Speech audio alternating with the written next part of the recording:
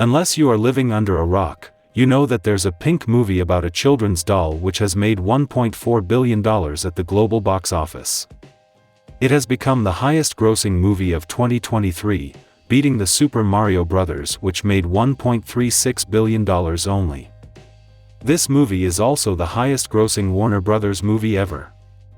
And they used so much pink color in the movie that it caused a global shortage of the color pink. If you haven't guessed already, we are talking about the Barbie movie. Women run all the institutions, the men can do nothing but hit the gym or the beach. Barbie herself is played by Margot Robbie. Barbie lives in Barbieland, that is Instagram. She is lovely but loveless. Suddenly, in the midst of her paradise, she comes to fear death and loses her superpower. So Barbie goes off on a quest to find herself in the real world, with her lovely Ken. It turns out that her mission is to bring a mother and daughter together in the hard world of 2023, where women are remarkably unhappy. Men run corporations and stare at them. Some also slap women in the ass on a busy beach in California. Ken, by the way, is played by our Sigma male Giga Chad, Ryan Gosling, whose career is defined by disappointing women in every possible way. In Blue Valentine, his wife divorces him because he loves her and her daughter too much. It's a fine picture, but depressing. In Drive, he drives, and also plays a heroic figure who saves a woman and her child, but fails to save her husband and dies himself. In Damien Chazelle's La La Land, he loses the love of his life because she prefers her career, with which he helps her. In The Nice Guys, he feels guilty for failing to save his wife from an accidental death, and is a drunkard bad father to a teenage daughter who's wiser and more of a grown-up than him. In Blade Runner 2049, he thinks he might be the protagonist, but he's actually supposed to serve a woman. I think he dies in that one too, I don't remember. In this movie, he lives up to his reputation. He goes to the real world and learns the patriarchy, which according to him is when men on horses run everything.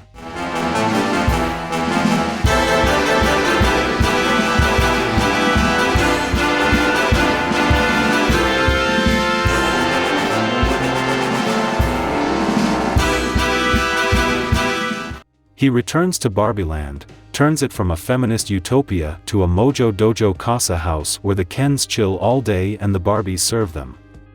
Ironically, the Barbies were very happy with this situation. Now this whole men on horses run the patriarchy is not a joke but a thinly disguised reference to the Aryan invasion of Old Europe. Old Europe was supposedly run by women. The fat goddess of fertility was worshipped, until the Sigma Aryans from Ukraine came riding their horses and took over everything. They established the patriarchal system. They were actually the first people to domesticate horses, which gave them the military advantage over other people. Now everyone in Barbieland is happy until Barbie comes back with the mother and daughter.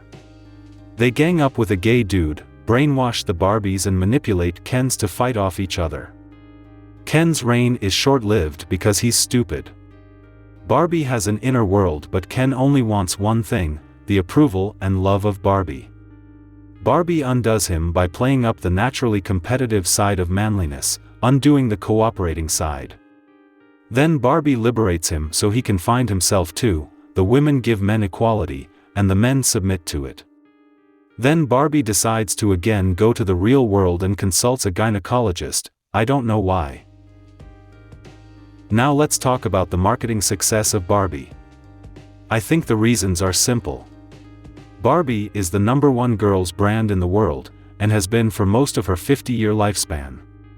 Mattel reports that more than 90% of girls own a Barbie. A girl gets 5 Barbie dolls per year.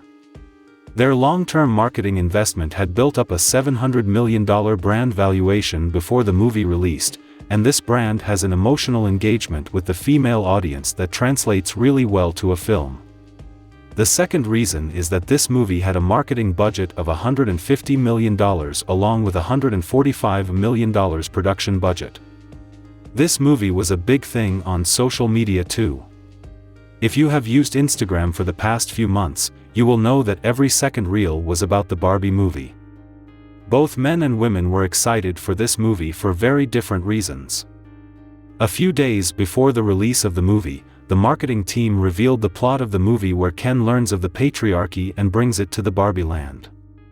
The right-wing Twitter went nuts over this. Ken was their new hero. Many interesting things were said like this tweet.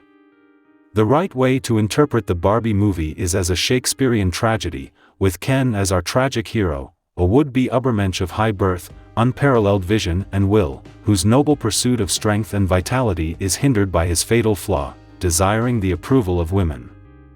This tweet is said in an ironic manner, but it is true that the right wing tried to claim the movie, which is natural because when something becomes too big, people from both sides try to claim it because they can't dismiss or ignore it.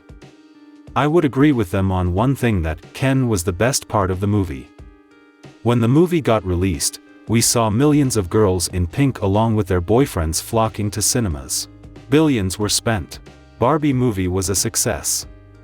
Please subscribe.